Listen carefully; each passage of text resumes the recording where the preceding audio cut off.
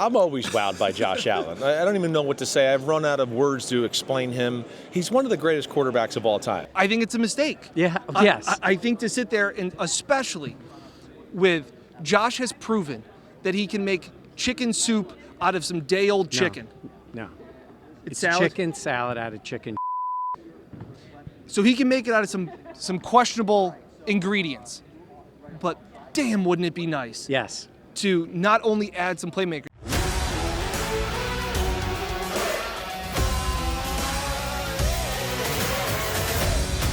Hey everyone, welcome back to the Buffalo Plus YouTube channel here in Indianapolis for the NFL Combine. Mike Catalana alongside Dan Fates here. Please be sure to like, comment, and subscribe. We really appreciate it. We've got good numbers for subscribers. Yeah. We've done some analytic work. I know. Shout out Stephen Bond. I know. He's breaking down the numbers. Breaking down the numbers. You guys are the best. Yeah. And so appreciate it. Tell your friends. We really appreciate it. It's doing this Combine stuff. Content. Yes, because we know there's no off season in the NFL. There's also no off season for Buffalo Plus. That is correct. Yes. And here we gathered tons of content. We caught up with a bunch of people, team reporters, other national reporters. Today we caught up with NBC Sports' Chris SIMMS, former NFL player, all of those things, talking about Josh Allen. You're going to like what he has to say about that. Also about Keon Coleman, also about what this Bills offense still needs. So we'll get into all of that. Mike, I think first I want to talk about there's so much focus on the D-line. Right. And I think part of that is because, as I've said before, there is a little bit of an overreaction to the Super Bowl because it's the last game and everybody goes, oh my gosh, the Eagles defense dominated that game. They did. But that doesn't mean that the Bills don't need to add weapons more around Josh Allen. And I think sometimes we came here last year coming to the Combine going, they needed to get a wide receiver in the first round. Yeah. And they didn't. Right. Okay, they traded back. But we have talked and joked around about other videos that we've done earlier this week about speed and all of these things. Yeah. They need to continue to add more. Yeah, look at the offense. Look what they've done. They've become more physical. I'm going to give you the positives. They have a very good offensive line. They can run the football. Oh, and by the way, they have a unicorn at quarterback, right? And they just signed Khalil Shakir. So they have a lot of positives going on with that offense. But that being said, I thought the way the offense operated this year was fantastic. But I don't know if it's replicable. I don't know if it's sustainable. Yes, only because, listen, Josh was really good, and he won the MVP, but I think there's that other level of him. Absolutely. He needs a dude. He needs help. Yeah, he needs those multiple players. dudes. Yes. So sometimes you look at it and you go, well, if you could just do that again. And it was really good. Maybe not as much in the big moments. And I wonder sometimes because it ticks all the numbers. Yeah. They are efficient. They don't turn the ball over. And they have a great playmaker at quarterback. James Cook was good. All those things. I think it is asking a lot to do that again. Wouldn't it be freaking nice to pitch a guy the ball at, a 10-yard pass and have him go 70? They just have not had that in this offense. Josh hasn't been a great deep ball thrower. He also hasn't had a great deep ball catcher. I mean, Gabe Davis had this little window of time when he did that. Other than that, there hasn't been guys running down the field and making plays for him. So I look at this and go, great, good, efficient. Give me some dudes. I also see that as a lot of players, for the most part, had big years. Yeah. Shakir had a big year. Mac Hollins had a great year. James Cook had a massive year. Big years based on who they are and who they have been. Correct. They are not big years in terms of around the NFL. So I guess my point is to sit there and go run it all back. Yeah. And go, hey, well, Mac Hollins will just lead the team in receiving touchdowns next year. I think it's a mistake. Yeah. Yes. I think to sit there and especially with Josh has proven that he can make chicken soup out of some day-old chicken. No. It's salad? chicken salad out of chicken shit. So he can make it out of some questionable ingredients. But damn, wouldn't it be nice Yes. to not only add some playmakers, because it's pretty much offensively Josh and James. Those were the playmakers they had. Khalil was great. Yeah, and he did make some plays. Yes. Yes. But Beanie was even talks about it again about running backs and things like that. And he goes, well, I don't want 3 yards in a cloud of dust, guys. James Cook was that explosive back. They need more guys. And we are both very bullish buying the stock of Curtis Samuel. Yeah. Of the fact that we think his injuries really did hamper him because he is a separation guy and they need more guys to separate. That's why I came on earlier in the week and we were talking about it and I go, Chris Godwin. I go, figure everything out later. Yeah. I go, I just want guys that can get open for Josh and make his life easier. Yeah. That would be great. Oh, didn't even notice. That would be great. It would be nice to see an improvement And and Kincaid? healthy. No, I mean, yes, Kincaid. We talked about Keon. Yep. You talk about, can Curtis Samuel come back? It would be nice to have somebody that you thought could really open things up. I think that's the difference. It's And what they listen, had with Diggs. And if all this worked and all those guys came back and they were all much better, then it might be that much better. I think that's a lot to hope for. And there was the hope, and I think being addressed that in the middle of the season with the move for Amari Cooper, Yeah. of seeing what they were lacking. And I wish that it had been more successful, and who knows what Amari Cooper's future is.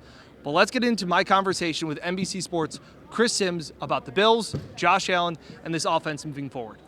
We're now joined by Chris SIMMS from NBC Sports. Chris, first impressions of Josh Allen last season. What impressed you? What surprised you maybe by his play? I mean, I'm always wowed by Josh Allen. I don't even know what to say. I've run out of words to explain him. He's one of the greatest quarterbacks of all time. That's kind of the weird era we're in right now, right? Where, like, we know Mahomes is the man, and he's winning Super Bowls and all that.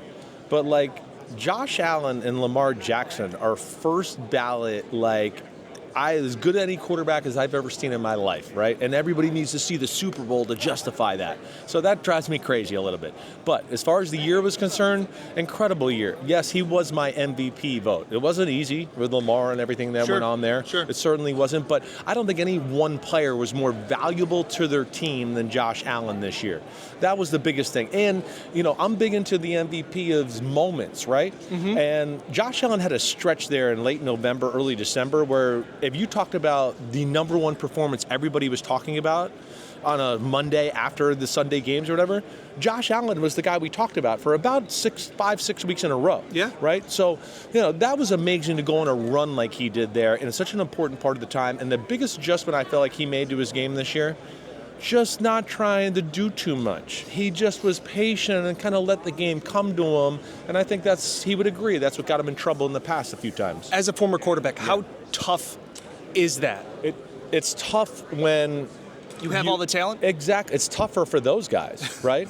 It might have been a problem for me when I was in high school because I was like, okay, I'm the man. I'm the number one player in the country. And then college, I was like, okay, wait, I'm not quite as much the man, but I can still do some things. Yeah. And then the NFL, you got to dial it back even a little more, right? Yeah.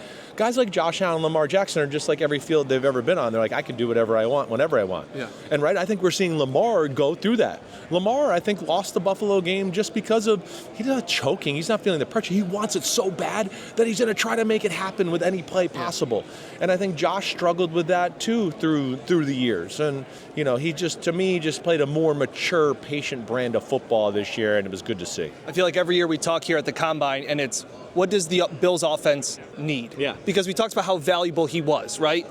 He's making big third down throws to Mac Hollins. Exactly. That's impressive. Yes. It also is a little bit of an indictment on the wide receiver. Say, because it's going to be, our fourth year having this conversation, right? It's better in Buffalo. Yeah. We do have an O-line that's truly can force a team to play a different way, which helps Josh Allen. James Cook is legit, so that helps out. I think the supporting cast as a whole is better, right? When you just talk about, the two tight ends, Khalil Shakir, Mac Hollins, like you talked about, the rookie Coleman, and all that. So it is better than what he's had. But do I still say I want to see another player there, another marquee guy? Yeah, I do. I mean, Jalen Hurts has two of them. Two. Right? Joe tight end and a running back. Exactly. Oh, they're an all-star team, the Eagles. Yeah. You can't put anybody in their class. It's one of the greatest orchestrated teams in the history of football. I don't know if people are quite grasping that. The O-line is 90s Cowboys good. They run 3 plays and they go, you can't stop it, it doesn't matter, and they still run for 2,000 yards. So that's how good they are. But yes, that to me is where I would like to see a playmaker still it doesn't have to be on Josh to make a great scramble and a great throw and then quarterback sneak it and then go through the same struggles. Like, can we just throw a slant and somebody run for 60 yards and a touchdown every now and then? That to me, one guy on each side is all we need. We need splash, sizzle players, one guy on each side. we've talked about Brandon Beane and Sean McDermott since the end of the season. Yeah. They've both been pretty critical of Keon Coleman, saying it was an up and down season. Right. They need him to be more consistent, things like that. From your perspective as a former quarterback, how big is that growth, or can that growth be with a quarterback and a wide receiver over another offseason? Yeah. And that time kind of build, because Keon had the injury, lost some time, and he wasn't the same. But where can you see that growth in your experience where you've been like, hey, the second year we started to gel? This will be the offseason to tell you if he can do it, right? There's going to be no excuse. You know the offense, you know NFL life, you know the quarterback, right? Now it's time to work and refine some skills, and hopefully we can add to your resume about what you can do for the offense as far as route running. It'll be a big telltale sign. I mean, we'll know early in training camp to go, okay, 7 out of the 10 plays they called in the first preseason game, they were all to Keon Coleman. He must be doing well. They trust him. They want to do it. Or if is it going to be like, they're working him in slowly still, and he's still not a part, and it's preseason game number 3 now. That's when you go, the rubber has not met the road there, and there's something going on. So we'll see where that goes. But in my experience, this is the year. It's not easy to come in as a rookie. In college football, what do they all do? They don't even go in a huddle anymore. They go, what's the play? Tell me the play. Oh, okay. And they're just better. And they're better. So they're is totally totally gifted, different. Yeah. And now hopefully he can be mature and attack it the right way and be more of a force for the football team. Maybe we talk about it more on the Buffalo Plus channel and things like that. And Brady's talked about it at times when he's been in the booth. Trust between a quarterback and a wide receiver. Sure. Trust that you're going to be in the right spot at the right time. Can you put into words how valuable that is? Because it feels like Josh trusted Khalil, he trusted Mac, and after that it was we're not sure. Right. How important really is that?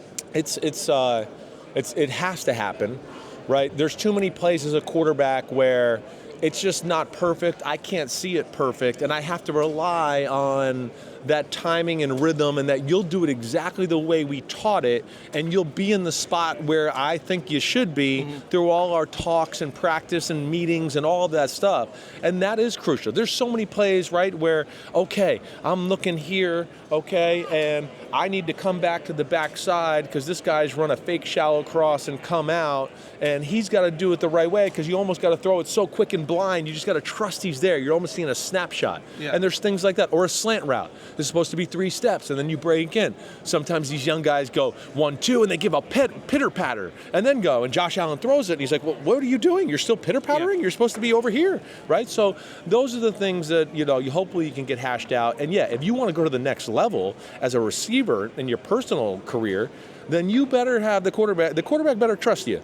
Right? I mean, that's big. And, yeah, I don't know if he's got enough of that yet around him to where he can trust guys like that. We'll do it again next year. Chris SIMMS, NBC Sports. Appreciate it. No problem. Nice jacket.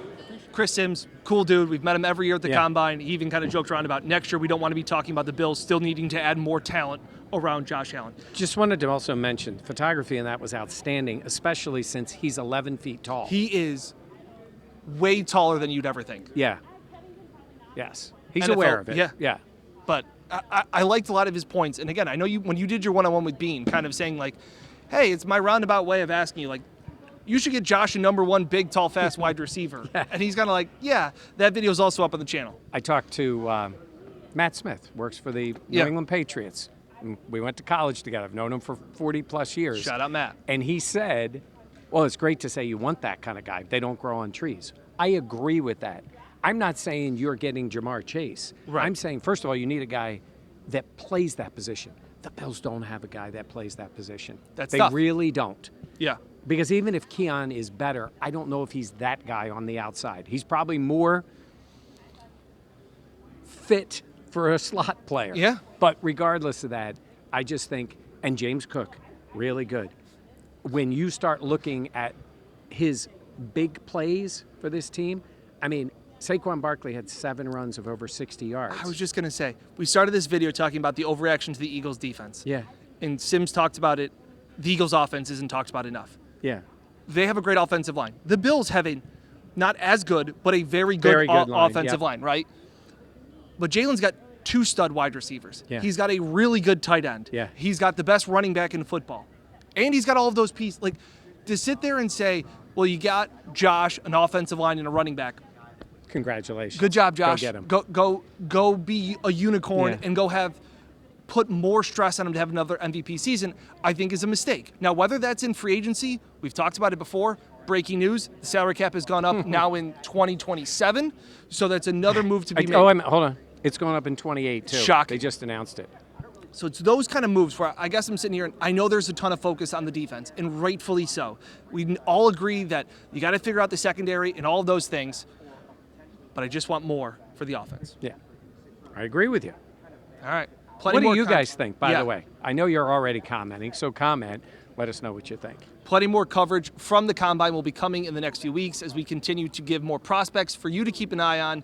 Talked with Chris Trapasso. We talked with Matt Harmon from the Reception Perception podcast. Great stuff coming at you all here on the Buffalo Plus YouTube channel. So be sure to like, comment, and subscribe. From Mike Catalana, I'm Dan Fates. We'll catch you here next time on the Buffalo Plus YouTube channel.